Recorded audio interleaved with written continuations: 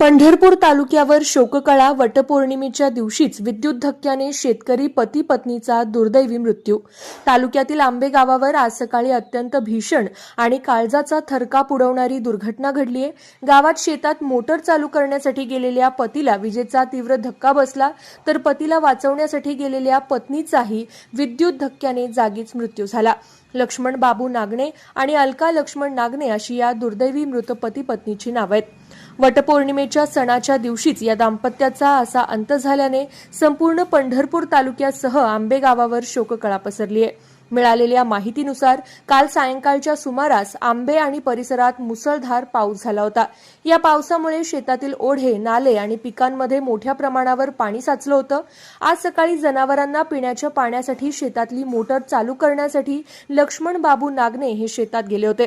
मात्र पावसामुळे आधीच ओल असलेल्या शेतात विद्युत प्रवाहक वायरचा लक्ष्मण नागणे यांना जोरदार करंट बसला.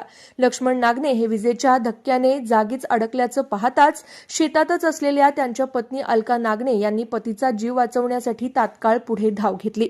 मात्र पाण्याचा आणि विजेचा संपर्क आल्याने अलका नागणे यांनाही विजेचा तीव्र झटका बसला. हा करंट इतका भीषण होता की यात पती पत्नी दोघांचाही जागीच करुण अंत झाला. घटनेची माहिती मिळताच परिसरातील नागरिकांनी घटनास्थळी धाव घेत दोघांनाही तातडीने पंढरपूर येथील शासकीय रुग्णालयात उपचारासाठी दाखल केलं. मात्र रुग्णालयातील डॉक्टरांनी तपासणीअंती या दोघांनाही मृत घोषित केलं. आज देशभरात हिंदू महिला आपल्या पतीच्या दीर्घायुष्यासाठी आणि 7 जन्माच्या सोबतीसाठी वटपौर्णिमा साजरी करतायत. अशा पवित्र आणि सणाच्या दिवशीच आंबे गावातील या पती पत्नीचा एकत्र मृत्यू झाल्याने संपूर्ण तालुक्यातून अत्यंत तीव्र हळहळ व्यक्त होतीये. जन्मांतराची सोबतीची प्रार्थना करण्याच्या दिवशीच या दोघांनी एकत्र जगाचा निरोप घेतला, अशा भावना व्यक्त करताना स्थानिक ग्रामस्थांचे डोळे पाणावलेत.